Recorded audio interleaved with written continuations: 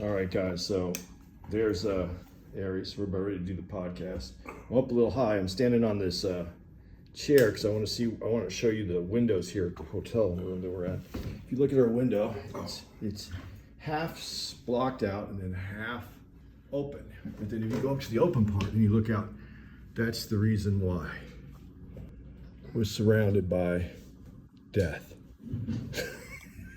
Jesus. A big old cemetery is behind us. It's unnerving before you start the shows, but the show's been good this week, so I guess that's for the other comedians that died. Spears and Steinberg. You know what the fuck it is? Aries and Andy, Jew and the Jerk. You know it's time to get this work.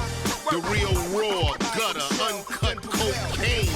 No political corrections. Always sleep. Fuck being awoke. We discuss politics and jokes. Cry, we lit. There's levels to this shit. Before you was sucking on your mama's tit. Aries Spears don't give a fuck. We talk about race a lot, racism, Sexism. Much love to my loyal bitch bag holders. Rollers, clip loaders. We got them in the folders. The whole world on our shoulders. Spears and Steinberg. Yeah. Are we rocking and rolling? We're ready. Did you not like that intro video I just made for where we are here at the... Yeah, you know, look, man, white people, y'all like, and it was funny is how we talked about, like, on The Exorcist, you don't fuck with the devil. Yeah. You don't invite the devil in your life. But yet you don't have no problems making death jokes and Because we're all going to die, but we're not all going to go to hell. we should just stay clear of all of that. Jesus, man. Yeah, I don't know. I don't want to, relegate this to it. I've never seen black people play with death the way y'all do. Like, I've been on planes where You skydived. Yeah, but that's different. That's a sport. You daring death when you skydive. But I got a parachute on. Yeah, but what if it doesn't open? That's why you do it once. Because your odds are good. I do it once. That's it. It was an itch that needed to be scratched. I scratched it. That's it. But I've been on planes, and when that turbulence hits real hard, white guys go, "Oh, this might be it." That's not funny to me. Do you know? When we leave this hotel here in West Nyack, which Andy and I have been to before, and we sit right outside the window, it's a fucking cemetery. Right across the street is the Nyack Inn. Now, it looks like some shit. I started to go, maybe I should go to the Nyack Inn. It looks like a roadway inn. Yeah, man. I just did, and listen, I've been to this hotel now, 3-4 times now? Yeah, it's a nice hotel. Yeah, it's boutique. And I'm not big on boutique hotels, but it's okay. It's fine. I just, that's just creepy, man. It is, but what you need to do is you need to request that they put us on the other side. Or at least you on the other side. Yeah, the other side has a really good view. Like the highway. Every time they put us here, they put us with the death facing. Jesus Christ. There's some very nice plots, though. Some people really took care of themselves in their afterlife. Oh God. So obviously, before we get to the meat and potatoes, we are discussing the Sly documentary called Sly on Netflix. You're not even going to do the impression. Let me ease I'm into sorry. this, I'm sorry. Fuck me. I'm sorry. Yeah, goddamn. I'm just looking forward to this. So are they. So yeah, it's coming at some I know. point. I know. I jumped the gun. Yes. Appetizer-wise, one thing I did want to mention is I took the flight from L.A. to here. Of course, I did my downloads of stuff I'm going to watch on the plane. 3-part documentary called Get Gotti about mobster John Gotti in the 80s. Folks, check this out. It's not a movie, but it's man food ingredients. It's mafia, it's violence, it's the 80s. It's only 3 parts. Like, each episode is like an hour. And Andy, I know when I mentioned to you, you said you even had started to see this on your own without me having said anything. Yeah, it's on Netflix. But yeah, I'd love it if maybe at some point we could discuss. Because like I said, it's 80s, so that's cha-ching for both of us. It's mafia, cha-ching for both of us. Yeah, and it's just, it's Gotti, man. And they have on the History Channel, they also, if you catch that on the History Channel, they have a whole thing on all the Costa Nostra, all the way Costa Nostra. Yeah, all the way from the beginning to like where it really falls apart. Yeah. And that's really good too, because they really have this whole hour dedicated basically to Gotti and what was going on around him. So that, and how he took out Paul Castellano. Yeah. Yeah. And you know, the one thing I will say, and I don't want to give away anything else, especially if we're going to talk about it, is when the one prosecutor goes, it wasn't the organized crime task force that took Gotti out. It wasn't the FBI. It wasn't the government. It was Gotti. Shut your fucking mouth. That's and what, the irony of the mafia is all about shut your fucking mouth. Yeah, that's the thing. That's what all the old bosses were. Right. Be as quiet as you can. Be as undetectable as you can. Be discreet. Yeah. And he was not that. Dude, something else I wanted to ask you if you saw this. I never saw this movie, but let me try to give you the cliff notes. One day I'm in my house, and you've been in my house. So I got the TV on above the fireplace. I'm in the kitchen doing shit, but I just really, I'm not paying attention. I had this movie on called Zodiac. You ever heard of it? Is it not the one with, who's in it? Mark Ruffalo, Robert Downey Jr., and Jake Gyllenhaal. No, I haven't seen that one. So have you never heard of it? I know, I have seen that one. I did see it. Yes, I did. Okay, so you know what it's about? Yeah. Okay, no idea what this movie was about. But I looked at it, when it first came on, I'm going, damn, Mark Ruffalo, Robert Downey Jr., Jake Gyllenhaal, solid cast. But I'm not paying attention. All of a sudden, the scene where, and just so you people know what it's about real life events, the Zodiac killer, serial killer. And this motherfucker spawned from the late, like 69, all the way into the 90s. And he was killing motherfuckers in San Francisco. And the scene comes up in the movie where I guess this couple, this man and this woman, are by a lake somewhere. And the Zodiac killer approaches them with some zip ties. He's got a gun. He's got a knife in his hip.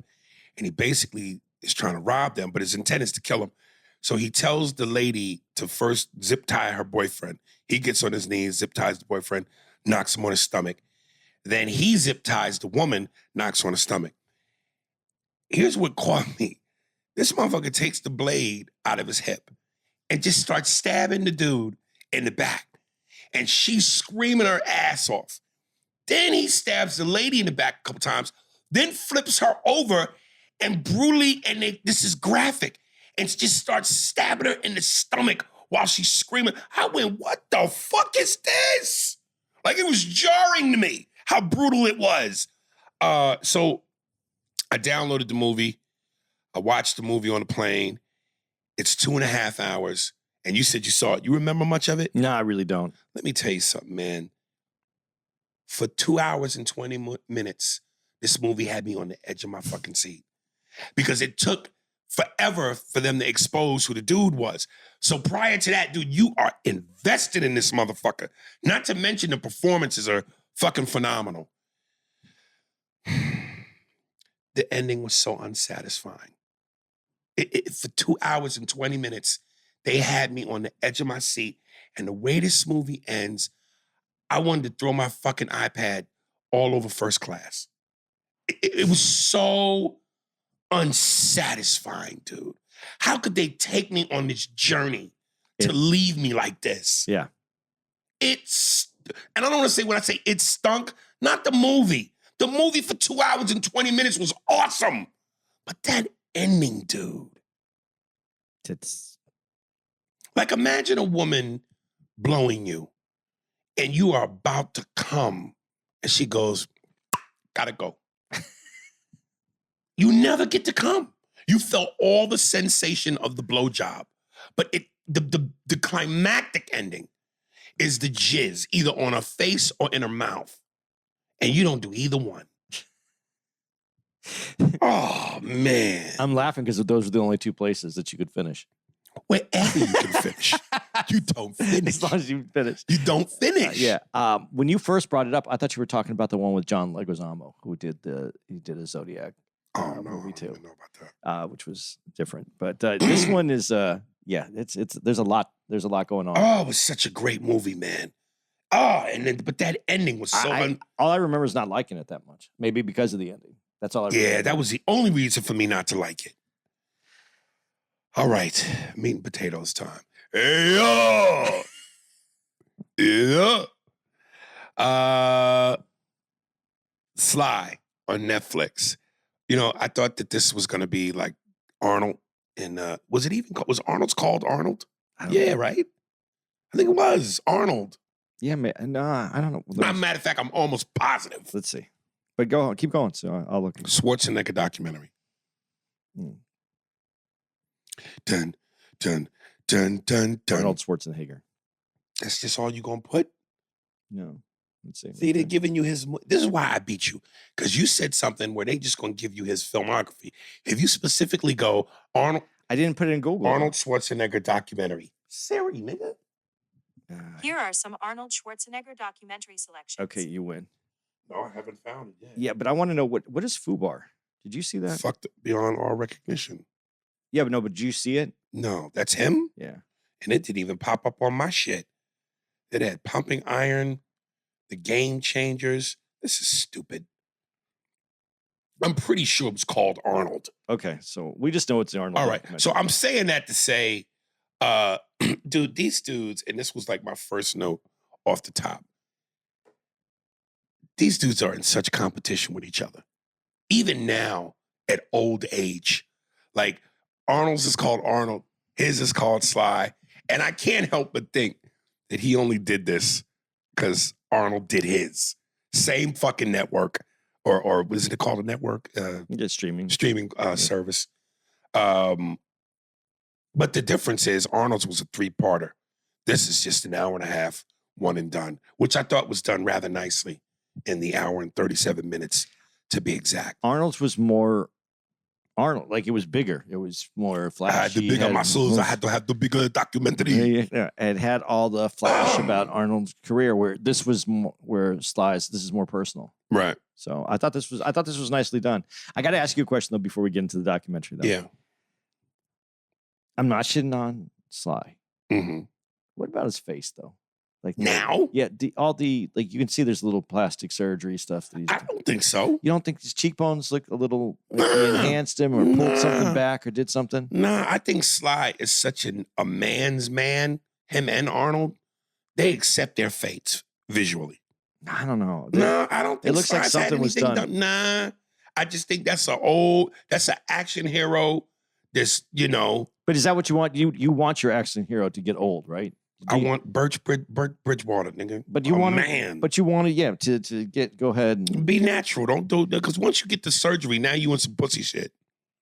I just think he looks a little like he had something. Really? Yeah.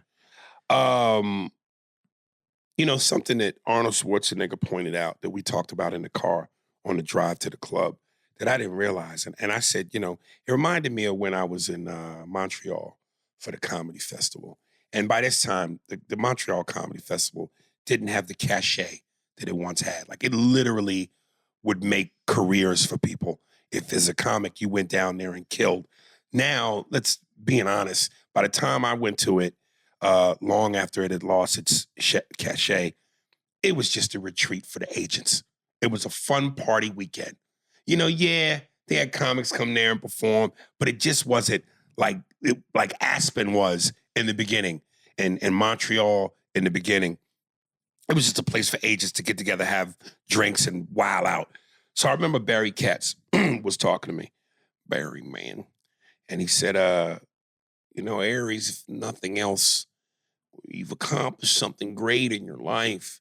You've been on a TV show, man.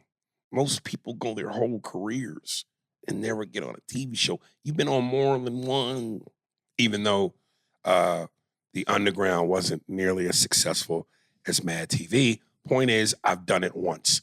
So it made me think about when I go, dude, to have a brand in terms of a franchise is hard enough.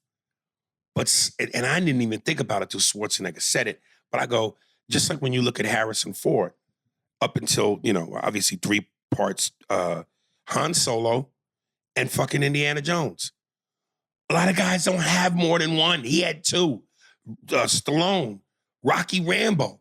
And then I forgot till Schwarzenegger said The Expendables, which even comes, if you want to call it that, the end of his career. He's not the 80s action star. He's an old guy. But still, to accomplish that, 3 fucking franchises, you got to tip your hat to that man. Yeah, no, I think that he's outstanding. And I think, I honestly, between the two, and I know I don't want to do a bunch of comparisons between him and Arnold, but you have to because they're both the same place, the same time period. There's Magic and Michael. What? Who do you think is?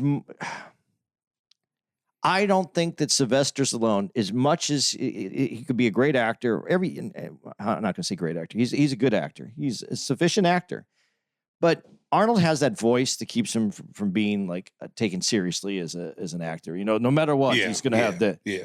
But Sylvester Stallone has the same kind of that.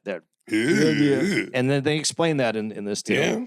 And the eyes and the droopy lip. Yeah. I think it's almost harder for Sylvester Stallone to like, he can, I don't know if it's harder, if it's equal, but those guys they only had one genre. And so Sylvester Stallone, and then they talk about this though, keeps trying to get into other genres. Right. And I don't, it didn't work out for him. So when you talk about those other guys, like Robert Downey Jr. has franchises, and who's as Iron Man? Yeah, well, he has that. He has Sherlock Holmes. Okay, yeah. Right. And then, like you said, Harrison Ford. But they're actors. I'm not shitting on them. No, I know what you're saying. They're actors. And they could get in other movies. They can blend. Right, they can play other characters. Robert Downey Jr. played who's the silent Charlie Chaplin. I mean, his acting skills are his acting skills. Yes. These guys, they can only play these characters. These, and when they try to play those other things, I thought Arnold Schwarzenegger actually had a better, like in Twins, he did better than. Well, no, he's been more successful in comedies, than Sly. But he's got nothing on the table that goes, oh my God, his respectable dramatic acting in that. He's not, like you said, that's who he is. But I was just saying, it's easier. It seemed easier for Arnold to blend into acting and find roles that suited be careful that. When you say acting, you mean comedies. But comedy acting is still acting. Okay, but just because, but when you say acting, when you think De Niro, Pacino, acting, like you just said, Robert Downey. Who else did you say? Harrison Ford, acting. I know there's comedic acting, but specific to Schwarzenegger, I think you have to say comedies. Not acting. Yeah, okay. Comedies. For Hollywood acting, and Hollywood has great movies too, but I'm just saying it's all part of the Hollywood system. Yeah. But it seemed like it was easier for Arnold. But I think it's easier because of what you said. You hear the deal. You can't take that seriously. Whereas with Sly, you're trying to take him seriously in a comedy for a guy that doesn't have that muscle. Schwarzenegger doesn't need the muscle because is already set up for the laugh. Yeah. Sly don't have that muscle, you know.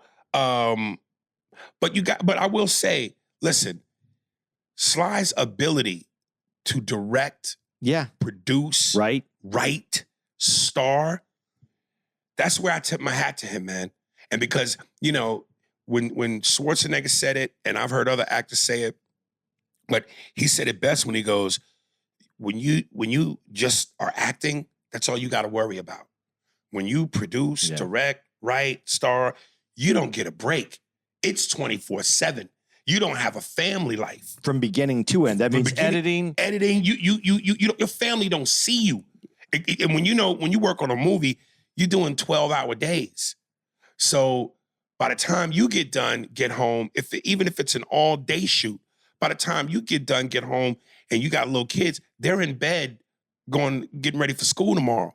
If it's a night shoot for 12 hours, by the time you get done, you're barely seeing them either.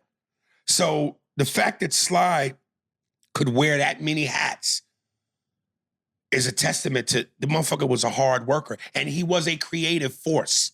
That is without a doubt. Right. But I found it interesting though that it just seemed easier for his companion in the 80s, Right. Sylvester Arnold, to be able to skip to different genres. But what I didn't know until Arnold said it was when it came to the box office receipts, he admitted Sly was always one step ahead of him. Yeah.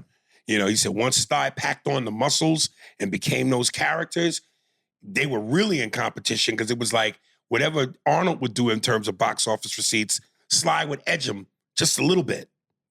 But fuck, at that point, man, success is success. Give me a break. Okay, I want to stay with your notes because I want to go through it because I like when you break it down. Dude, I never knew his father played that big a role in his life. No, neither did I. And there's some very just these moments where you know that it was that sea change moment where it just turned his life in a completely different direction. Right. Several times. Yeah. Unbelievable that somebody could be that much of a dick. I'm going to jump way ahead for a little bit because since we're on this riding that wave, might as well ride it all the way. I didn't know that, you know, and this was great about these documentaries is when you learn about people's lives, obviously you know the things you know or knew from what you had seen or read, but then this is just a little bit of a deeper insight into what you didn't know. I didn't know that Sylvester Stallone was a great polo player. And he when he got enough money because of the love he wanted from his dad, and his dad played polo, he bought a whole team, horses, set up games. And his father, I don't know if it's the heat of competition or his dad was just being a dick. But when his dad knocked him off the horse, which could have paralyzed him and fucked him up, that's how Christopher Reeve ended up fucked up. Sly goes, and from that, he even at the little, you know, after polo game press conference, he gave his dad a little verbal jab, like, you know, my fucking father knocked his son off the horse. But he goes, after that, never played polo again. And sold everything. Sold everything. And I went, he wasn't going to fuck up that brand. He fuck around, fall off that horse, ends up in a wheelchair, ends up paralyzed. That is it. So he wasn't going to fuck up that brand. I think there's a lot of hatred for his son. Well, even if you go back before that, he does the Rocky movie, and he says his dad wants to write a film called Sonny. He goes, it's Rocky's son. And Stallone's brother, Frank, and him went, what are you doing? What are you doing? That's his character. And he didn't want to give it to, he didn't want to show it to Sly. He went and gave it to his Frank, and then he went and he tried to give it to the director to go around him because obviously he knew that there was something fucked up about it. Right. But he wanted that competition that he was. It's terrible, and then that's why I've never been a traditionalist in terms of what family is supposed to mean. Now I'm pretty sure that when you look at the numbers and perspective, most families love each other, have each other's back, blood is thicker than water, blah blah blah. But for me and my sister came up as jealous rivals for our father's attention. And for a long time, up until not this year, last year when we went to Chicago, which is where my sister lives, we made up for the first time and spoke to each other in over 20 years because we hated each other and we didn't speak to each other. And that's why I always said my best friends, who I call my brothers, Ish and Ivan, I got two real brothers, Kenya and oh God, I can't remember my other brother's name. Jimmy. From same father, different mothers. I haven't spoken to them niggas in over 2 decades. But I am like considered, Ish and Ivan are my blood. So I just go, yeah, and I love when Sly said, in terms of life, I wish things had been a certain way. I wish I was closer with my real brothers than I am my brothers who aren't my real brothers. But this is the hand I've been dealt. And I'll take family in whatever form it feels right to me. Now, let me get to the last part, which was funny. His father's on his deathbed. And his father says, come here, son. And he says, you got to learn to be more forgiving and love people and just forgive. And I love how Sly, as much as it meant to him, he still had, you could tell he still was a little sore because he said, this son of a bitch, now you're having your epiphany as the angels are whispering in your ear. Where was all this love that you could have given me that I needed so badly as a child? But because you're dying now, and he wasn't mad about it, But you could tell he was a little like, you mother. He even said it jokingly, you bastard.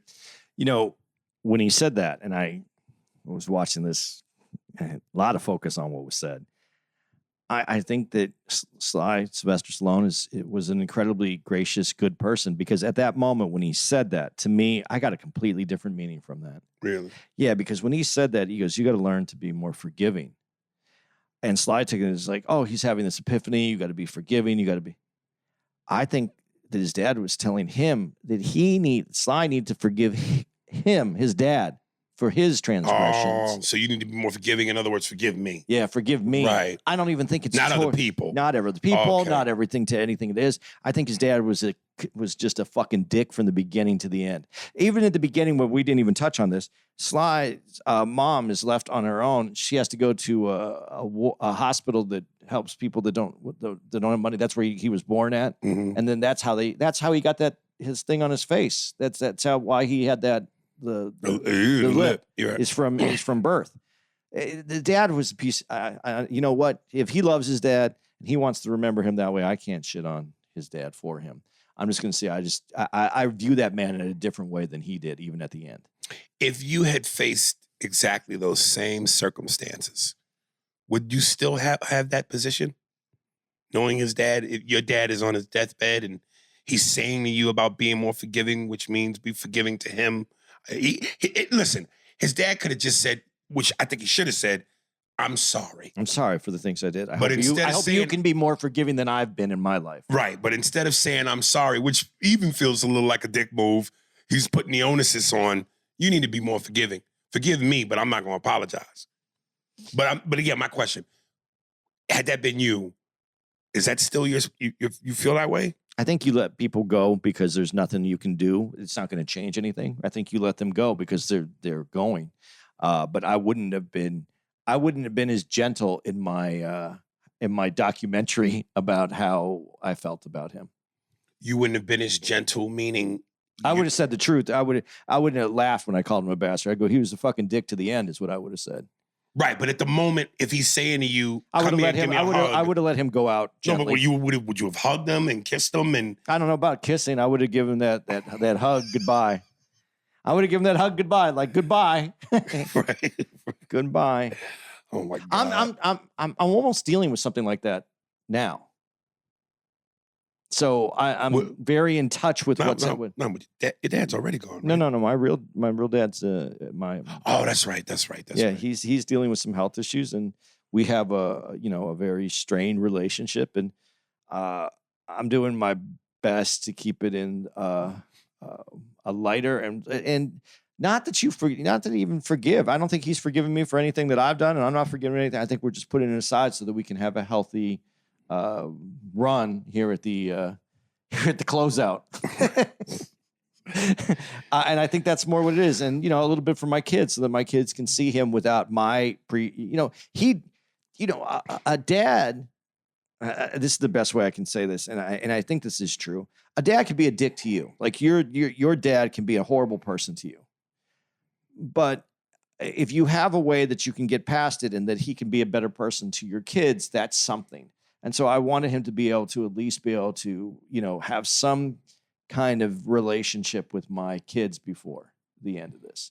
That's the only thing that I take from this. So when I was very in tune to what he was saying, and I was really listening to what he was saying, and that's why maybe it's my own shit that I'm hanging on to. But I felt that when someone doesn't apologize and says you need to be more forgiving, all they're saying is, hey, I could have fucked up everything, but you need to forgive me. That's how I heard it. Right. Well, that's somewhat how it was delivered. Yeah, it was. But Sylvester Stallone said, he was a little bit more polite about how he wanted to remember his dad. I choose. And it was Frank Stallone, his brother, who made it happen because he was like, "Dude, our dad is dying. You need to see him." So. And now, do you have anything about Frank in this?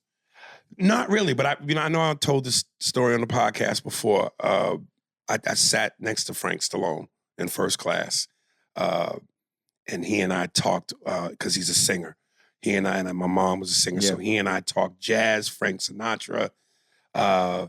We had a good conversation, man. He gave me his number too, but I never called him, and very cool guy though. You know, I was there's one line in this whole thing that crushed me as a human a little bit. Yeah. About how good of a person you need to be in life. Really, is when he's talking about. We'll get there, but since you don't have anything about Frank, I just want to get this part in. He said, and when Rocky, premiered, that was they said the last picture that Rocky was famous, but then he goes, and that was the end of my career. Yes. Because from then I was Rocky's brother. He couldn't, and it's hard, and to set yourself that from that moment on, no matter where you go, what you do. Oh, he's getting that because he's Sly's brother.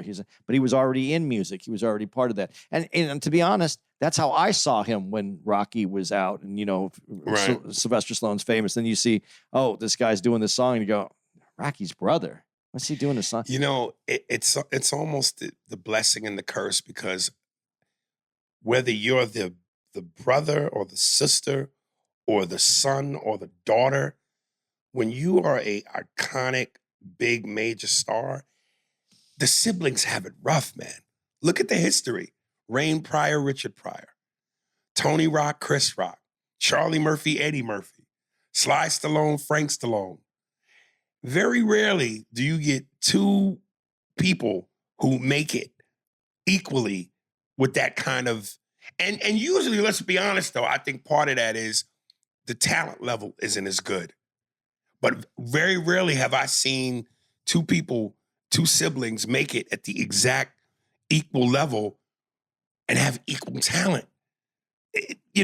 I feel like no matter, unless you really have the ability to match whoever the superstar is, maybe that's just a part of the reason why you're not there. Maybe, but you're in entertainment. You're a singer. You're making your way, and then your brother blows up overnight to be one of the biggest stars. I mean, that has to be, and to gracefully go. That was the end of my. But let's be honest. Was he going to make it? No. Oh. Before we cover Frank, but let's be honest. Now, Kirk Douglas was big for his time. Yeah. Was his son as equally as talented? Yes. Any of the other Douglases matching Kurt or Michael? No. Richard Pryor. Was Rain really as funny as Richard or the twins? No. Marcus Jordan. Was he as good as his dad? No. No, but then you got Chris Rock and you got Tony Rock. What I've always said, I think Tony's funnier. And Tony has to sit in the shadow of his brother a lot because he's a big brand name. Right. I think when you become a big brand like that, that's when it becomes even harder to get past. Is Charlie as funny as Eddie? Charlie got funny. Yeah, but Eddie was funny. Yeah, but Charlie did get funny. His storytelling ability was fucking beyond, man. Right. But a funny comedian. And on top of that, Frank Stallone did a certain kind of music. Yeah. It wasn't like he was pop. You know what I mean? It was two kinds of love, and you ought to know. He was a crooner. He was, Yeah. So did he have if that never happened to Sylvester Stallone, do you think Frank makes it? Is he going to be a big star? I don't think so. So even maybe if there was no Sly. So, but the end, that was there. But that was very gracious that he would have a great relationship. It seems like they have a great relationship. Yeah. And there's no, animosity. And that's something. I mean, I think that is impressive. There's also, who's Brian?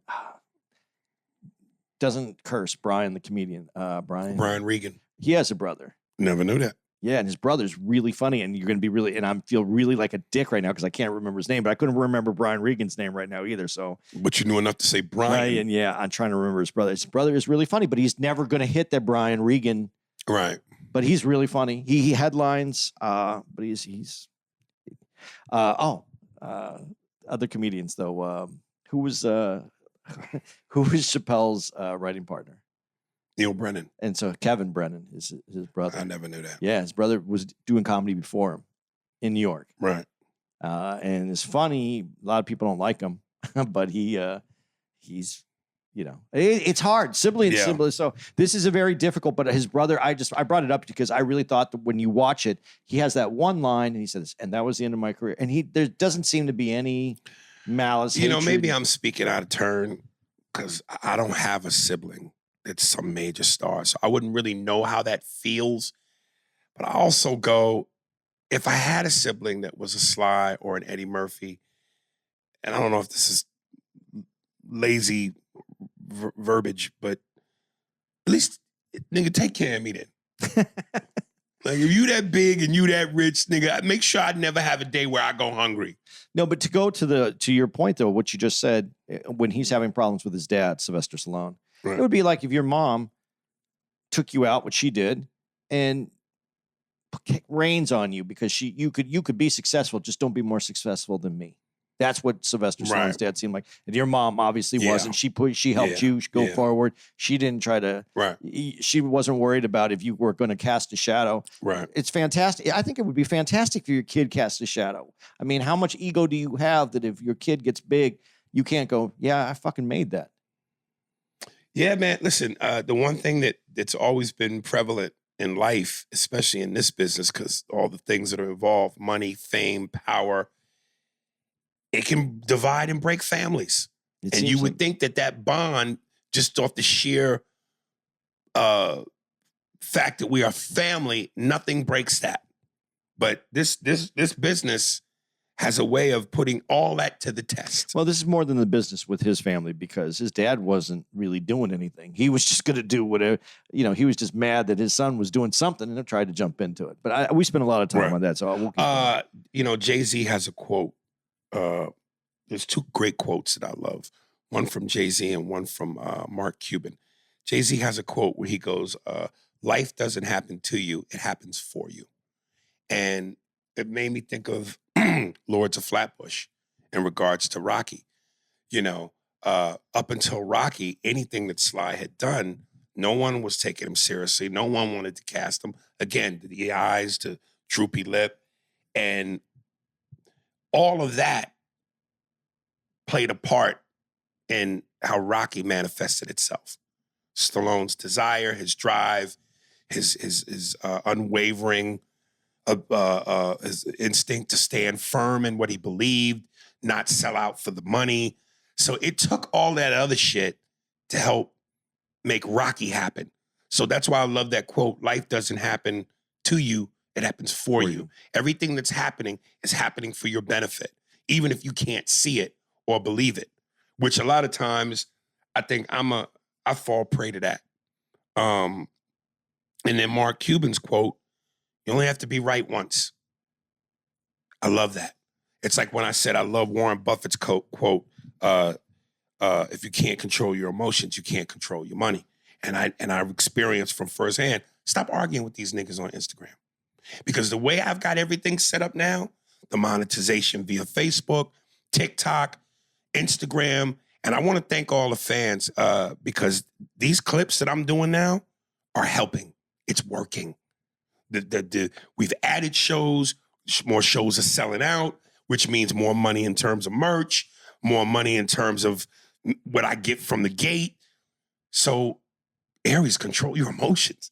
Because when you fuck up and you argue with these nobodies and your accounts get suspended, now you're not in a position to monetize. Now you're not in a position to grow financially.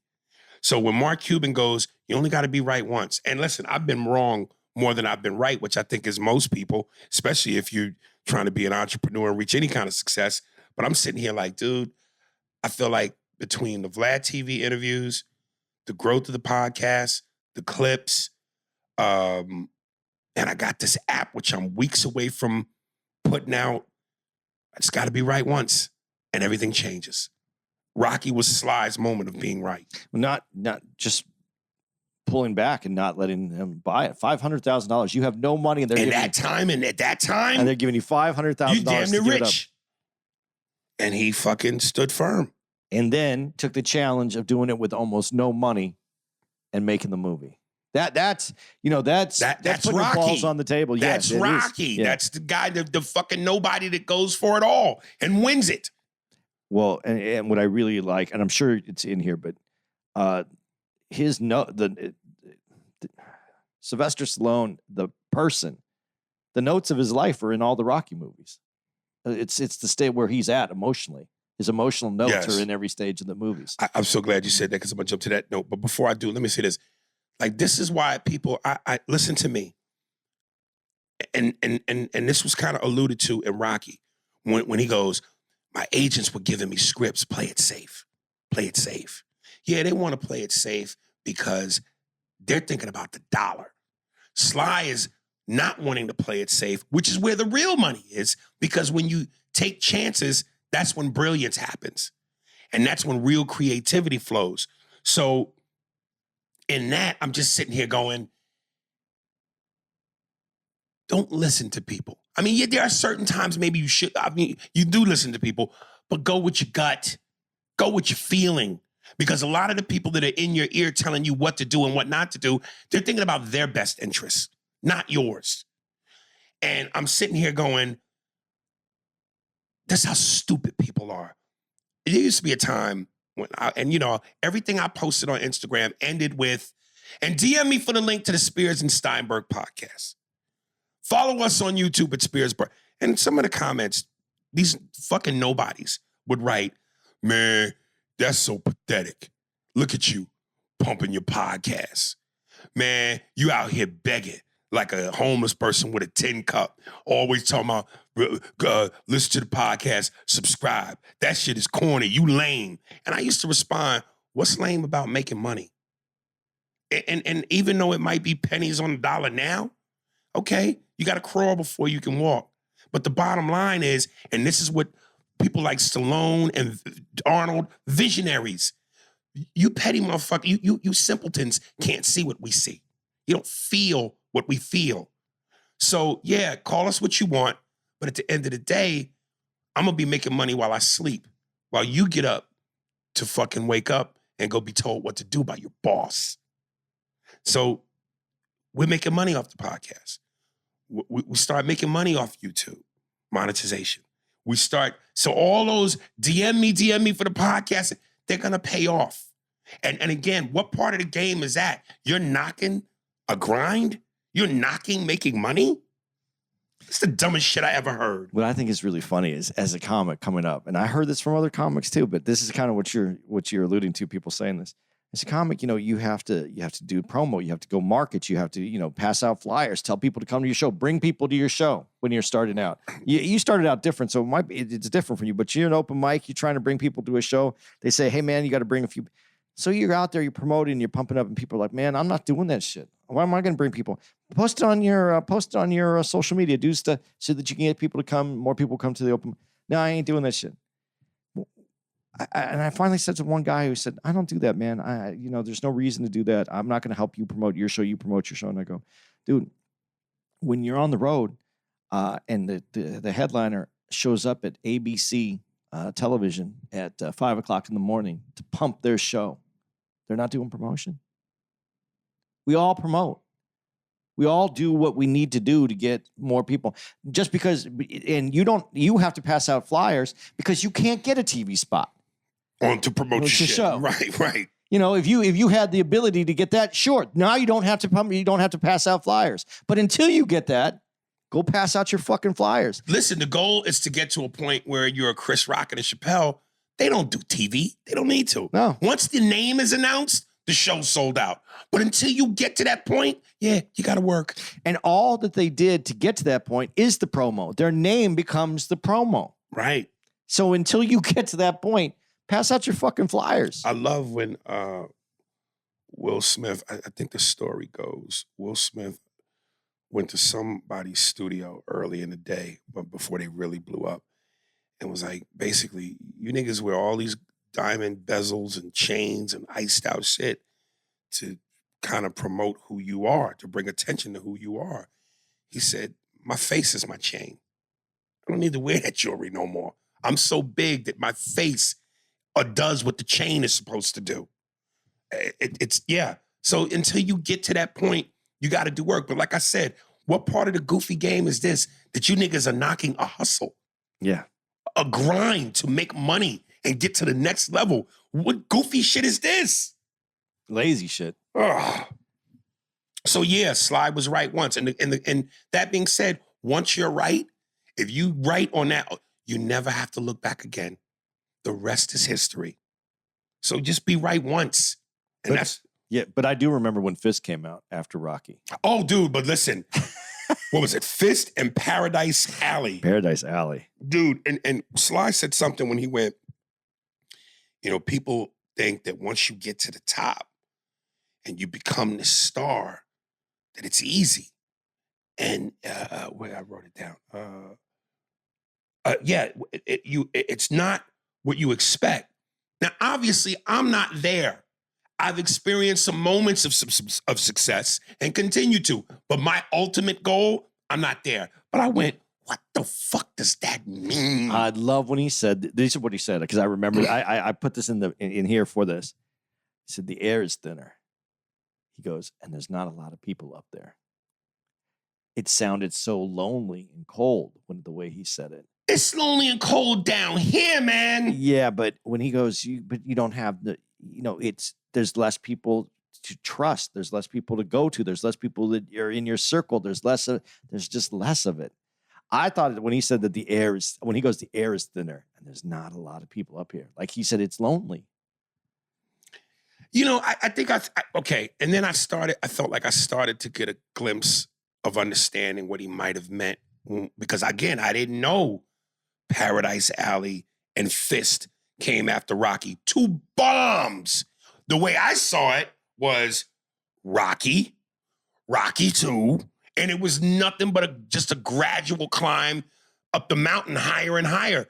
And from what I did understand was, he goes, once you get there, people are still knocking you going, oh, it's luck. He's a fraud. Can he do it again? And then he comes out with these 2 bombs after that, which kind of plays into what his critics are saying about him. Now, I can imagine standing back, looking in, okay, you make Rocky, you think the world is going to be paved with gold, everything's going to fall in your lap, and yet people are still saying shit about you that is bothering you, hitting your ego. Then you make these 2 movies which are flops. So now you might start to feel like, damn, I'm only going to be seen as Rocky, which you don't want to do. You don't want to be a one-trick pony. So maybe maybe that's what he means. You think once I made it, boom, I'm Rocky, I won the Oscar, the world is going to fall in my... But nah, here we go with some more shit. So, again, I'm not in that position, so I don't completely understand, but okay. And then he also had he didn't talk about this in this, but there was also a softcore porn movie that they had that he did some porn scene at that time. And that came out too. So they were trying to discredit him a little bit after Rocky came out. To hit that big, get that award, but then, the Oscar, but then the flops. Then the flop, right. And the only reason why, which for most people would have killed him completely, Rocky made a ton of money. He won an Oscar. The highest award, the highest thing you can achieve in show business is that golden statue. So he had some room to fuck up. Yeah. But how much longer he could have fucked up would have been the thing. Rocky 2 doesn't make it, you're done. Right. Because Hollywood has to give you another chance, because otherwise they're admitting that just some regular guy off the street has one in him. Has one Academy Award winning, directing, writing, starring movie in him. And they can't have that happen. But the bottom line is the money. Yeah. Rocky 1 made so much money that they went, we'll gamble on this motherfucker, hoping he can do it again and again and again. And even after the 2 flops, then they really are putting pressure on you to go, Rocky 2. Because we know Rocky worked. Yeah. But you know what was amazing too, when they talk about this in the Rocky, when he's talking about it, losing everybody that he initially had for Rocky. It was supposed to be Ken Norton, is what they said. Yeah, here's my note right here. And I went, I couldn't imagine Ken Norton as Apollo Creed. And I'm glad for that, because that means real actors matter. Well, not only do real actors matter, but imagine if you had him and he was saying, no, it wouldn't happen this way. And as you get the people that needed those parts versus people that had parts. This is why I think movies, as you get more famous, might be more difficult. And I don't know, I'm not in this position, but you could tell me, you start getting opinions. Like you're a director, and especially since this is his first time. This is his first time that he's doing this movie, writer, star. Now you got all these opinions coming in. If you had like there was some top tier people in there that were going to go, no, I don't see it that way, or I don't want this. It could have changed the whole direction of that movie, but because the people that came to work on the movie weren't the most well-known people. He had some people in there that were known. Talia Shire had already done Godfather. Yeah. But she was coming in. Still, it wasn't like people were beating down the door to give her work. So she had people that were taking direction from someone who didn't have any experience. I think that would have been way more difficult if he would have got Ken Norton and some of the other people that they had listed. And then, like he said, when you said that quote that you just said, life doesn't happen to you, it happens for you. Right. That scene where the ice skating scene, where they lose all the people that are supposed to be there, and then he has to redo the scene that day, changes the whole movie. Changes the whole. Happens for you, dude. On the note that you said, when you go, people coming in, everybody's in your ear telling you what the movie should be. I love when he said, which of course I didn't know, the director for Rocky 2 goes, yeah, let's have Rocky do drugs and be on the downside. And Stallone went, no, that's not who this dude is. He's about to struggle and he's an underdog. And dude, what I really love is Sly had the foresight to be so in tune with who this character was. He incorporated every piece of little bit of what was going on in his life to the character. The notes. Which made it work. Rocky 3, when he was like, the fear of losing it all. I'm at this position in my life and in my career where I've got money and cars and material, but the fear of still being scared, feeling like a coward, which of course is the famous beach scene. I'm afraid. I'm afraid. I got you. I got the kids. I don't want to lose what I got. Dude, it goes back. Truth. Patrice to Dane Cook. Hey, man, never sleep on the truth. The truth has to be, feels like that's got to be the main ingredient to your gumbo, to any dish, the base. Honesty. Be honest. And Sly was honest. And it always worked. That was the great trajectory that I loved about these Rocky films. Rocky 1, straight bum, nobody. He fucking loses, but he goes to distance. Rocky 2, this time he wins. Rocky 3, now he's the fucking star. And then from there, somebody even described, I think it was even Quentin Tarantino, now it becomes a comic book. Now you're comical. You got to fight the supervillain, which of course becomes Drago. He even alluded Mr. T in Rocky 3, which is why I said when we did the Rocky episodes, 1 is the better movie in terms of writing and quality. 3 is the more entertaining movie in terms of popcorn and Pepsi. This is the ride now, Rocky 3. But 1 is the fucking Oscar shit. That's why I say I love 1, but my favorite is 3. It's a ride now. So, Dude, I remember just coming back home after watching Rocky 1 with my dad and my stepdad, and he's Italian dude. He was couldn't have been any happier. The light, everything, like the day was a little brighter that day after we got out of the Rocky movie. Right. It was great. Right. And I said this, it's almost like, dude, like this movie I'm doing now, I'm writing now. I'm kind of writing it, but not really. I hired 2 writers to write this slave movie. And after seeing this, and not like I didn't say this to them before, but after seeing this, it really drove it home for me. Rocky, in terms of, is it a boxing movie? It's a side note. This movie is about the human condition, love, respect, acceptance, pain. It's a human story. Boxing just happens to be, and I don't even know, I like using the word side note. It's the driving force of the movie. It moves the movie along. But what really makes people lean in is all that other shit. But then it lets you lean in emotionally with all that other shit. But then you get to the fight scenes, and the fight scenes bring down. Now you're rooting for the emotion that you have in you. It took sports in a way that where you had the emotional connection on the field. Rocky takes the emotional connection, puts it inside you, and now you're in the gloves. I love when he said in the theater, when he knocks Apollo down, the theater stood up. Like it was a real event. Dude, it's got to be something so powerful again, when you have a vision that no one else sees, no one else believes in, only you believe it, only you and your gut believe it, and then you have the moment which affirms everything you saw. You have to be, how do you not get goosebumps? How do you not, like, fuck, I'm right. I'm fucking right when nobody else thought I was right. That's got to be a dick hard feeling, man. But if you don't control that, then you spin out of control because now you're right all the time. You're not listening to anybody. No, that's why I said, Yeah. I believe you should listen to people, but also listen to yourself.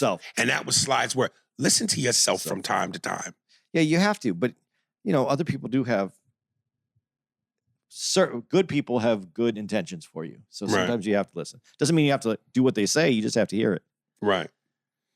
And dude, again, this is how just when you look at everything that Rocky embodies, this movie is just, this franchise is so iconic because Bill Conti, the music person, that, whether it's the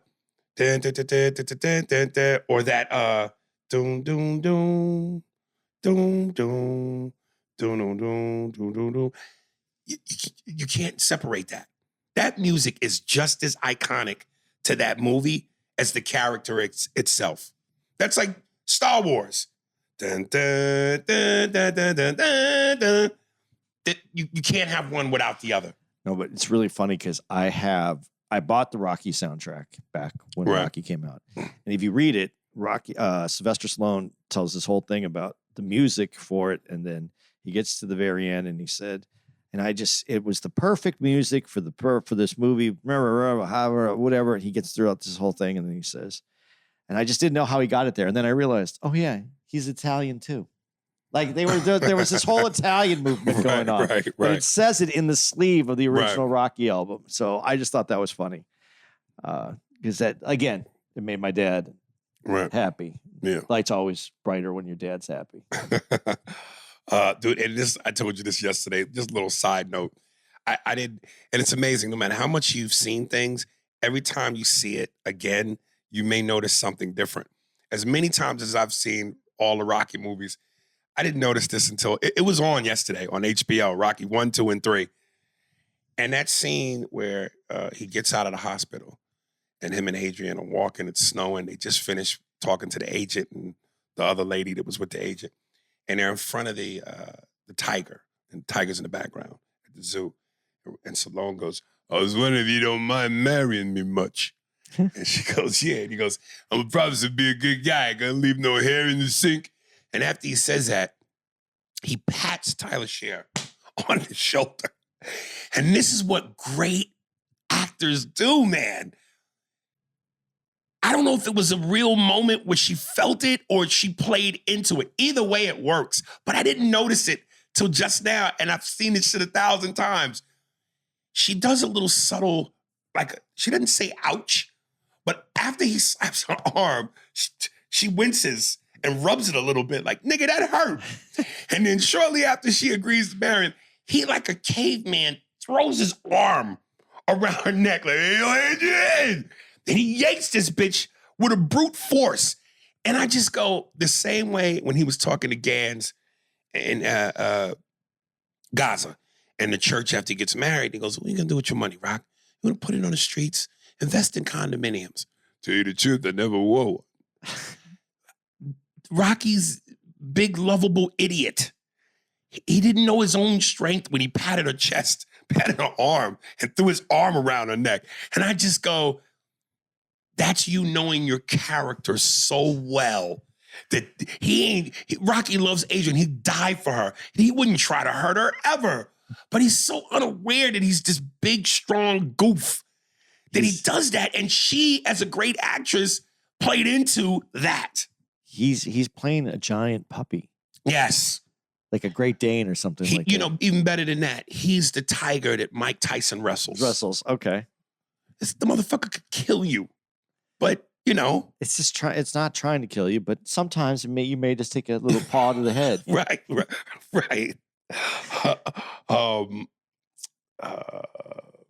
I shouldn't have said Great Dane. I should whatever his dog was, Buckus. A Buckus. Yeah, right. I forgot what his dog was. Now, dude, this whole time we've both been credited in Stallone as this phenomenal writer, director, star. Force. I didn't know this about Rambo, but he was talking about how when he was doing his research, he read books from vets, stories, and this one vet tells the story about being a shoe shine guy. Yeah. And the box was wired.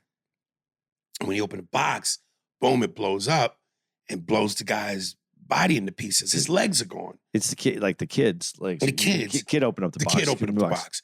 And the vet is crying, talking about, this kid got no legs. He lost his legs. It's traumatic. Sly basically verbatim puts that in Rambo. Yeah. The same way I said in Rocky V, the flashback scene, which brings me to tears, you know, I will watch you make good, and I'll never leave you until that day happens. You know, that whole Mickey moment, that was from Customato Mike Tyson. Yeah. A real moment, verbatim. So again, I'm not trying to discredit Sly, but I'm going, well, wait a minute. Great writer or great, what do they call it? Plagiarism. No, but I think that writers take these inspirations and they build around those moments. Okay, but that's very different. Inspiration, building around a moment means maybe you take that moment as an inspiration and create your own scenario. But when you verbatim the moment and the words, that's writing. Yeah, because you took the sentence or the two sentences and then you create the story around it. You redefine what that sentence is. I think that if he just walked around, followed someone for their life, took all their best sentences and then called that his movie, that'd be different. But he took a statement that someone made and reworked it to the whole scene. Because that moment, as he's doing the words, he's telling the story about the kid in the legs, and he's crying and he's being dramatic, and he's whoever I don't know, was Sergeant, Colonel, but the guy who was always his go-to, like a Batman, Commissioner Gordon. That guy, whoever he is like his Commissioner Gordon. And he's hugging his legs and he's crying, the kid with his knees and the legs. That's that moment where you would go, wow, look at Sly's acting. Wow, that idea of a veteran seeing a kid's legs blown off. That's heavy. Yeah, but almost. But that's a story you took versus you making up something just as dramatic, just as strong, your own words. Almost all great books come from something that was true, that was from real. And then they redo it. And the other thing about Rambo that you're not saying about it is he read the book and the guy is a horrible person, more of a drug addict kind of person. He changes the whole character. Right. So no, I'm not going to go with you on that one. I'm going to stay. I'm going to stay in my camp. I just know. Listen, man, that Rocky V moment, the flashback scene, from beginning to end, the way that whole, and I used to know that by heart. And every now and then, when I felt down and I wanted to feel a little motivated and I needed a pep up moment, I would watch that on YouTube. Yeah, because you don't have Customato, so you had no. Sylvester But what I'm saying is, when I saw the Customato Tyson thing, I went, "What?" It took some of the air out of it for me. Nah. He put something to that moment. He brought it in with the rest of it. It doesn't live in the Rocky movie with. It lives because it fits into the Rocky movie. The Rocky movie didn't become the Rocky movie because of those few words. You're right. Few sentences. You're right. But damn. And again, I'm not going to discredit Sly because even if you took away that, in terms of what he's accomplished as long as he's done it. Does Rambo not become a hit movie without that one scene? Without those words?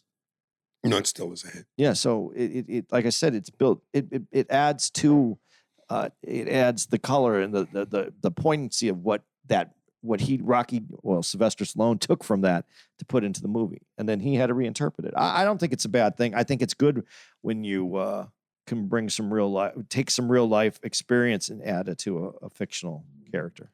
You know, one of the things I've always loved about these Rocky movies is these great heartfelt moments. And this is where I tip my hat off to Tyler Shear. Because that speech in Rocky V, which I still will stand on my ground as saying is one of the great Rocky movies, even though Sly himself admitted it was a dud. and that's fine. But fuck that. That And was, I know that was you my don't. happy moment when I saw that in the. I know you don't like it, but I like that movie. But that moment where she's in the street with him and she goes, if you want to pass something on, pass it on to your son. I know Tommy makes you feel good. He makes you feel like you're winning again. But Rocky, you're losing us. You're losing your family. Oh, that motherfucking moment, dude. She's great. She's great. She's an underrated actress. She's been in great things. But why? But we only know her from Godfather and this. She's been in other movies. But Yeah, that's all. There's Godfather, Rocky, and other movies. It's like Burt Young. I know Burt Young is Paulie. I know, what was that movie you had me watch with him? The Pope of Greenwich Village. Yeah, and so if you hadn't had me watch that, the only other thing I ever remember him in was that episode of The Sopranos. Yeah, I still don't think that you really understood how great the Pope of Greenwich Village is. I tried, brother. I tried. Dude, and what I love the story of how Sly told about how the Expendables came to be. I'm at a rock concert with all these old rockers. The place is filled up. It's 1,000 people, and they're still doing their thing. So basically, the Expendables is the 92 Dream Team. Who doesn't want to see that? Yeah. Me, I don't. Me, I never wanted to see it, but I'm more power to him. But I understand. But when he said that, though, when he said I'm at the rock concert, then I go, now I get it. Now I get what it's going for. But not only did it work, if it didn't, we wouldn't have Where Are We Now? Expendables 4. Yeah. But I just saw it as like a way. Look, to me, it seemed like a cash grab to get all his to get people that are in your genre. Let's get together. Let's do these things. Let's have some fun with it, and let's make some money. That's how it seemed like to me. But if it didn't work, we wouldn't be at 4. You're right. It works. So it works. People like it. But who likes it? The same people who go watch old rock shows. Hey, man. I'm not. You're a fan of the fucking Stones. Yeah. Yeah. And don't they sell out? Yeah. Yeah. Okay. But they still create new albums every now and then. Do they really? Yeah. The people are hits? Yeah. It's a hit. See. Exactly. But I'm But not. no, let me ask you I'm seriously. not a big concert guy. But let me ask you seriously. Have the Stones now put out anything that's as big as Start Me Up? No. Or none of their old hits? No, nothing. What do you think that's attributed to? Honestly, I think there's several different things. One, the sound of that time period resonates with the people from that time period and stays that way. And then you move on, you try to hit other time periods. But listen, when they were doing like disco-y sound stuff, they were still getting hit songs on it. But then how do you don't come back from that? And then there's just, people fit a time and a place and a sound. And then when you move out of that, you can't continue to go. There's some bands that have done it. I think the Stones have lasted probably the longest out of anyone. But U2 was a band that lasted for a long time, and now people don't like them anymore because they're trying to change their sound. I think you fit a time and a sound for who you are and what your music fits, and that's where your genre is, and you kind of stay there. I don't think most bands can ever get out of that. One of my favorite songs is from the 80s. And it's not my favorite kind of music, but it fit that time period. It represents something that was important to me sound-wise, and I stuck with it. I mean, I don't listen to it. I don't really ever listen to it, but when it comes on, I'll listen to it. But it's a song called Modern English, and I'll Melt With You. And who's the band? Modern English. I'll Melt, and the song's I'll Melt With You. It's an 80s song that was in high school, and I just really like the song. It's been in a few movies, and every time it comes on, I'll listen to it, but it's not like that's my favorite band. But that music hits a certain note for my life, and it brings me in, and I'll listen to it. I think bands are that way. I think music hits people in a certain way, and they stick with it. Now, there's some things that are iconic that will always that people who aren't from that time period can go, like Al Green. I think Al Green, any dude who wants to understand his talking to a woman, and here's Al Green. I think almost any young person can pick that music up, but that's still locked in from a certain time period. I don't think I'd want to hear a new Al Green album right now trying to convey that same message to me in today's time and today's music and today's sound. I'm stuck with Al Green in that time. What do you think? Do you think it can move on? No, I agree with everything you said about the time period and the place, because I remember I had this conversation with my mother, again, who's a jazz and blues singer. I go, why is it that when you look at some of the greatest singers of all time, iconic, respected singers, when they were around, and some who may be still around, Aretha Franklin, Stevie Wonder, why can't Stevie Wonder still be making hit songs right now? And he's iconic and one of the most talented, greatest, gifted singers ever. Why can't Aretha Franklin put out a hit song if she was, when she was alive? When she was alive. It's a lot easier when you're alive. Yeah. Why do some of the greatest singers, it seems like, because the talent don't change, the ability doesn't go away, but the ability to make hits stops. Your connection with that time period. Yeah, I think it has to be that, because I think that's what goes away. There's people who get past it. Elton John made music for a long time, but is he making music for a new generation from that time period, or is he making music for people that are still coming from that generation, his generation that still appreciate it and enjoy it, and then maybe a smaller group of people from that time get it? I think that's more of what it is. I think we're really suited to our time period, and our ears are suited to that time period. I know, like, it's funny, Nirvana was that big band, 80s, late 80s, Nirvana. 90s, more 90s. Okay, beginning of the 90s? 90s. Yeah, it was, beginning of the 90s. Dude, if Kurt Cobain lived, and I'm not saying that I didn't want him to live, but just the fact that if he lived, you think Nirvana is still thought of the same way? It's iconic because you couldn't get any more, number one. And it's just this, it's just this moment in time that will never be recaptured. But then there's David Grohl, who was the drummer who, has the Foo Fighters, and he's moved on, but his sound is different. And Dave Grohl was a different kind of person. Dave Grohl likes old music. He just did a disco album. So it's different. I think we get stuck in our time period, and only artists can really move in and out of those time periods. But I don't think that we do as people. And I think we get stuck in it.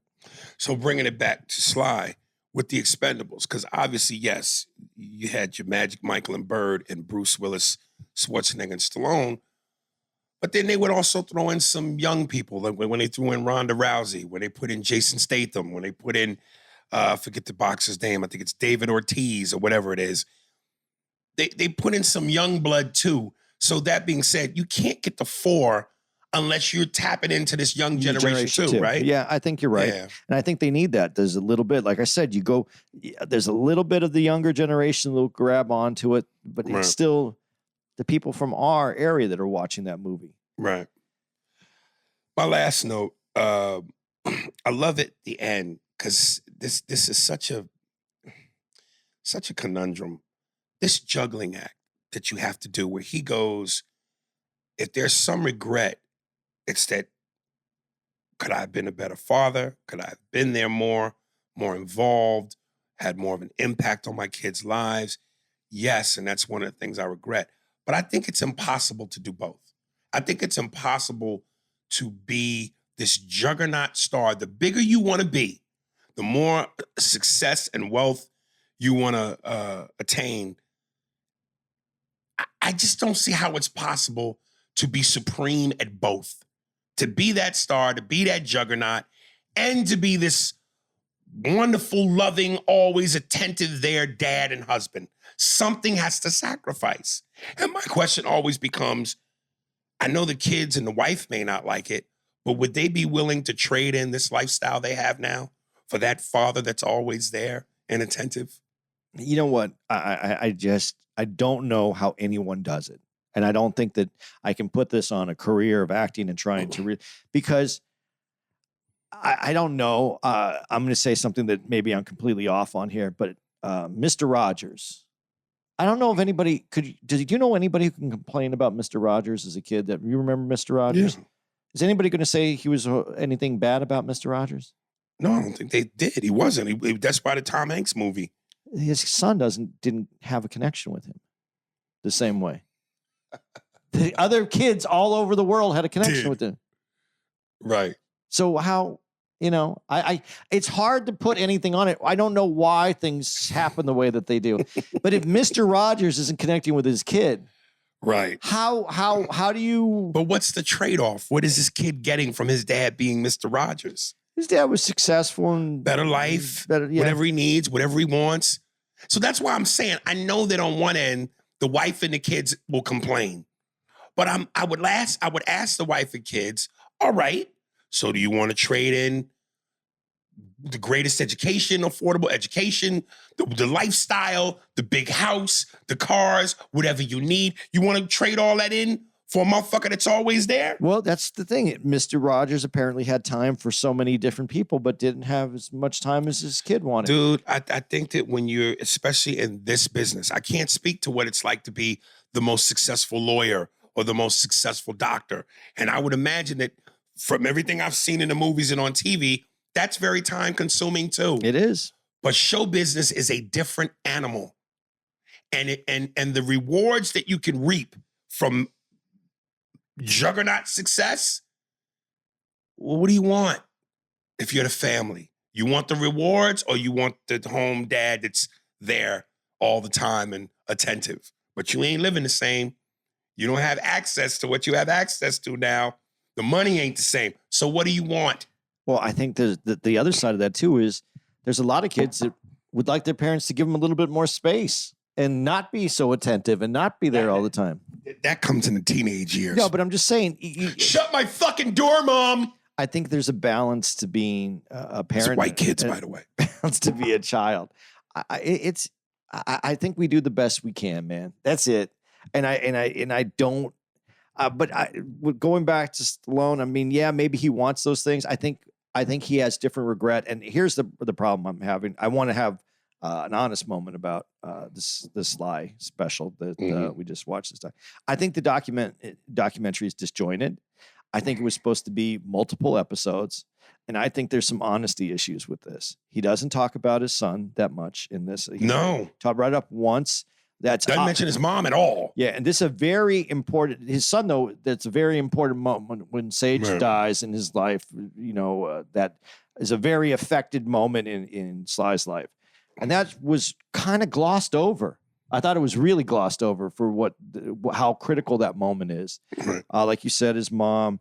There's things that they didn't bring up. There's things in his career. Like I would love Paradise Alley to be his worst movie, but I think the one with Dolly Parton. Rhinestone. Rhinestone. Right. I think that one is the winner of the worst movie that he over ever did. Oscar.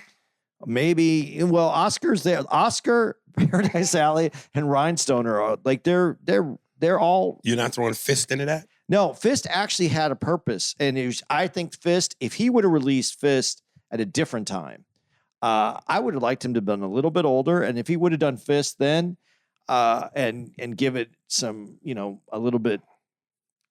It wasn't right after Rocky when everybody's expecting the big boom of Sylvester Stallone. I think then it might have been a decent movie. Right. So no, I'm not going to put Fist there. But Rhinestone I think Rhinestone was worse to me because I don't get the pairing. Him and Dolly Parton. Yeah. Right. So there's just a lot of, and then at the beginning of this, you see that he's putting himself to a new challenge. It's going to challenge myself, and I'm going to. You see that he's moving and you see a few little scenes where he's walking around New York, but then they end it back at the house again where he's just, the pictures are all on the wall. I don't think this was I think that he wanted to do something honest. I think this is as honest as he could be. I don't think this is the right documentary, and I don't think it was the right time for him because I think that there's something very much missing from this. But what would you say that is? More honesty. I mean, to get really to the, he holds up the scripts and he goes, this is how I write. And this is, emotional, man. But he's talking to you through the scripts. He's not. And then when he's talking about, when I said his emotional notes come through in Rocky where he's really writing it, I want to hear about what got him to these moments. Like you said, where mom went to a different state with Frank and he stayed with dad. And where is any of that? And how does that end? Where did that conclude? Again, with his son and what happened and how that happened, his daughters, his life, man, the real him. He was very focused on his emotions within the characters, but not his character. I don't know, man. I thought that the stuff with his dad The was dad was extremely telling. Yeah, the dad was the best. The dad showed what the drive is. The dad gave me the drive of who he is, but I didn't get anything. I didn't get anything personal about the rest. I mean, I want to know about the Sylvester Stallone when he's making it big in the 80s and 90s, and he's driving a big old Harley with gold-plated wheels. I want to know about those moments too. Like, you know, emotionally, he didn't. So, you know, Arnold Schwarzenegger was a little bit more honest about the debauchery that he went through in that time period. And, you know, and I love the word debauchery, but there was, you know, there was some honesty to it where I think that he's still very reserved. I think he gave us a lot, but I don't think this was the doc. I don't think this was the everything we want to know. I don't know, man. I wish I had wrote it down, but there was another great moment. It's called The Lion something, where he cuts to the black and white movie and he's talking about basically the parallels between him and his dad, and there's a son wanting that love and acceptance and the assurance from your dad that he didn't get. And when they cut to the scene in the movie, it's the son basically saying to the dad he didn't get those things, and the father so stubbornly not willing to accept any responsibility for his son's feelings. And he said, "I will not be blamed." And it was this heart-wrenching moment. And, you know, listen, man, I've made no bones about this. And I've said, dude, I envy you in regards to your relationship and your sons, because I don't have the relationship with my son that I would like to have for I don't want to get, I don't know, I'm not going to say, okay. I always felt like when I look back at some of the choices I've made, especially when you're trying to make it in this business, the younger you start, the better, because you got room to fuck up. But I think the biggest key to your success or your chance at success is don't fall into distractions, man. Women are a huge, of course you can say drugs, partying and all that other shit, but women. And I don't mean that in a negative way to women. I just mean pussy can cause you to get married, be in a relationship, have children. And once you get into any of those things, it takes you off, it takes your focus, and it takes you off the path of what you need to be doing to achieve that level of success. And I know that because there are times when I've been going, I'm trying to drive myself to do X, Y, and Z to try to do this and make it and blah, blah, blah. My focus in terms of being a father, a better father, just ain't been there. Because I'm so distracted by what I feel I need to do. That my focus just ain't been there. So that moment spoke to me a little bit. No. And I'm sorry, but let me just say this last thing. And towards the end, oh, I love this line. I'm glad because I remember this till now. When Sly says, up until your 40s, life is giving you things. Life is subtraction. I love that. Yeah. What's it? Subtraction and addition. Up until your late 30s, life is giving you additions. Once you hit 40, it's subtractions. People are leaving, people are dying, people are changing. And listen, man, I look back and I go, dude, I'm 48. Now, while that's not old, and certainly I look at pictures of Will Smith and certain male celebrities, and I think Will's like damn near 60, like we're late 50s, and he still looks great. Still looks relatively young and spry. So I'm going, okay, you still may have time, yo. Unless you fuck up for real, you got time. But time's moving, nigga. So I'm just going, I'm 48, and I'm not where I want to be in my career, in certain aspects of my personal life. So I got time, but I don't. So whatever relationship I'm going to have with my son that needs to be better, the clock's ticking, nigga. Move. You got to move. Which is why, dude, all the fucking up that I've been doing with other women and this and that, and now I'm at this point where, and I also like when Sly said, some of the things that I didn't respect, now that I've lost, I want because I respect it. So me going, I want to be back. My baby mother, I'm tired of living in this house I live in, this big house by myself. I want a woman, I want family, I want my kids around me, I want noise in the house. I want to come home and hear, Daddy's home. So, yeah, man, I've been distracted, and it's caused me to fuck up in a lot of ways. You were going to say. Well, I'm going to touch on a couple things that you just said, though, right now. You said you have time, and we do. We have time until the very end. We have time as long as you don't get, I want to say this the right way. If you don't get run over by a bus, you have time. There's nothing tragic happens. Yeah, because you can't stop that. So, but we do have time. But I think I don't know if I said this on the podcast before. We look at life kind of in how we look at sports. We play it in quarters. There's the first through the fourth quarter. I don't think life works 1 through 4. I think life works more like hockey. It's 1 through 3. Because when you say you're not old, and I'm going to say, I don't mean to shit. I'm not shitting on you, and I'm not shitting on other people. But yeah, you're old, man. You're 48. I'm 58. I'm older. But that's you why don't look old. But I'm saying that's why I think we play it in 3 quarters. You have the youth where you can make mistakes. You're coming up. You're learning. You're learning. You're dumb. You're whatever. Then we go into that middle quarter. That's our sweet spot, and that's where we get old. We're getting. You might not be old, but you're getting old. We're moving into old. We're moving from the beginning of that second period. You're starting to do things, develop a career, get things, and now you're developing your old age. And that third is where you should be able to, what you're saying right now, you should be able to go into it. You've been your success. You've done some things. Now you can you can slow down a little bit. You can spend more time with the things that are important to you. You can do things in a different way, and you can gracefully bow out of this world in that third period. But I think there's a lot more time when I say it that way, there's a lot more time in that I'm not a child anymore, but I'm not old. And that's where the big part of our life is, in there. And that's where we live. And that's where we have our successes. That's where we do our things. I'm starting to look at it that way because I realize that I am old. And like you said, am I old? Do my knees still work? Do I get up in the morning? Can I walk around? Can I eat can I take a piss without being in pain? All those things are something that's important. Yeah, I can still do all those. So I'm not old. And everybody's is a little different on how it happens.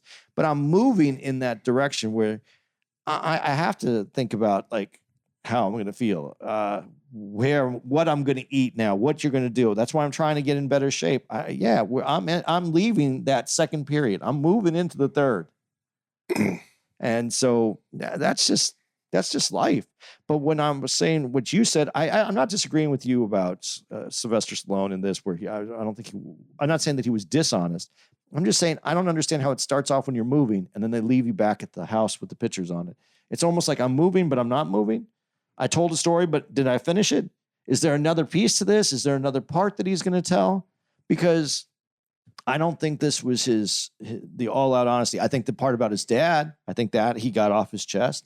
But I would like to know. I would like to know more. He doesn't owe me more, but I would like to know more. If he's going to release a documentary, I would like to know more about him. Well, he does sequels, so yeah. And we don't really see anything about his daughters. His daughters are. And them bitches will get the business, son. Right?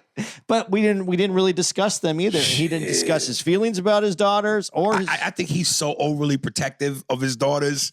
Because they're out there though, dude. He's a pit bull dad, yeah, dude. But they're out there. So shit, let them give me some pussy, nigga. My lip will turn into when I come, nigga. Oh, dude, his daughter, his wife is dope, dude. If you could listen, I hate to say this because if he ever saw me, he might punch me. But if you could get one of his daughters and you could get that and that Sylvester Stallone money, boy, you'd be. I did it. That would be like Arnold Schwarzenegger when he said he wanted to marry a Kennedy. I want to marry a Sly. I want to marry the Sly daughter. Yeah. Yo.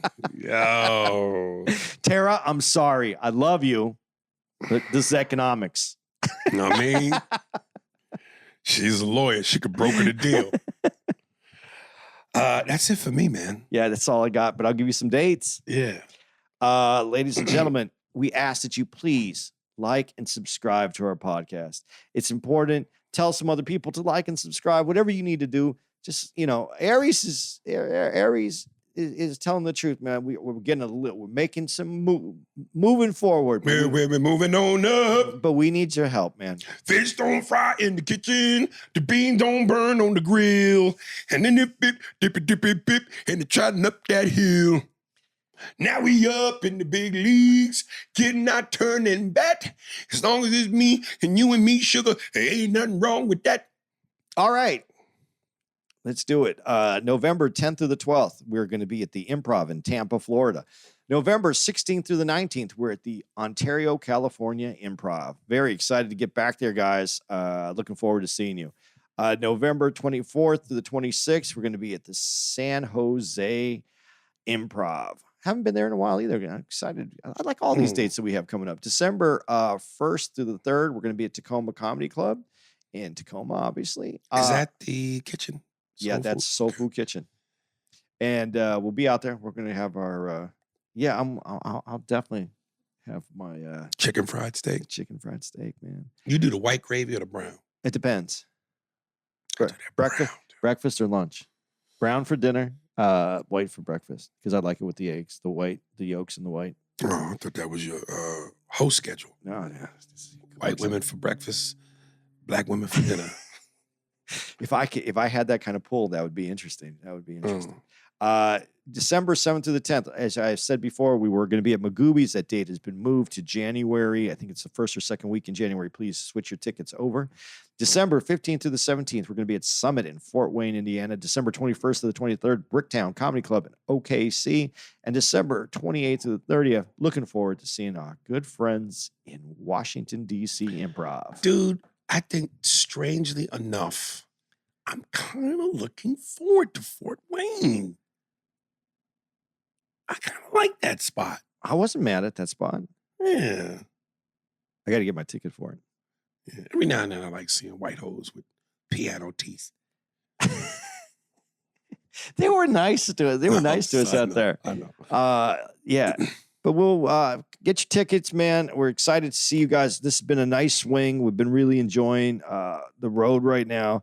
We're just wrapping up here at Levity Live in West Nyack. We had excellent shows. The most successful weekend of my time ever here. At West Nyack. Sold out of 5 of the 6 shows. I'm telling you, man, something's working, baby. Something's working. Yeah, but by the time we get on this show, it might be 6 out of 6. What do you mean, tonight? Yeah, tonight. No, tonight is sold out. Oh, it is? But this is 5 out of the 6. Remember, the 3 p.m. is the only one that didn't sell out. Oh, that's right. But that show was added very late. Yeah, that's what I'm... Yeah, so, yeah. So, it's been a great weekend. We really enjoyed all the people that came out to West Nyack. Thanks for Andy told somebody suck his dick. He told me next. So some dude in the crowd yelled out, next. And Andy got into it with him. Dude stood up arguing with Andy. Andy said, suck my dick. Can I tell you how proud I was? I felt like Joe Jackson, and I was like, Tito finally got the steps. Dude, I was having, it wasn't my best set. I was going okay. And then I got a nice little run where I was really feeling good. And then he said that, and I was like, blew the momentum. But it was funny. We had a good time afterwards. The crowd was into it. And listen, there always has to be one dick. Yeah, and there's always something at one show every week. Every week, there's one show that has something that goes on. You didn't have anything. You had a clean slate this whole time. Well, I'm an icon. I'm one of the GOATs. I'm a legend. Dude, and you have the ability to push someone's button and piss them off. Yeah. And you didn't even have any of that this week. No, so well, knock on wood. Yeah, there's still tonight. one show left. Yeah. Ronnie Green, Baghdad promo. Instagram at Ronnie Baghdad. That's RONNIE_BAGDAD. TikTok at Ronnie Baghdad. Same spelling without the underscore. RONNIEBAGDAD. YouTube, Ronnie Baghdad 411. RONNIEBAGDAD 411. And Facebook is simply Ronnie Baghdad. RONNIEBAGDAD. And the song is called Him. Enjoy. Dude, I'm going to get you one of those speaking spells Right. so you can sound like that scientist dude. And you can, instead of doing it, Ronnie Baghdad. and then you can do the the spelling. Lord, forgive me. I am not going to do this joke with the cemetery next to us. But it would have been good. He would have been like, No. We're not doing that. We're not doing that. that's the show. Adrian! Spears and Steinberg. Thanks for listening to the Spears and Steinberg podcast. If you'd like to know who's responsible for this shit, it was hosted by Aries Spears and Andy Steinberg, produced by Steve Merrick and Anthony Holmes, executive producer, Big Papa, Robert Kelly, and Matt Kleinschmidt for the Laugh Button podcast. For more information on where to find us on the internet, visit spearsburgpod.com.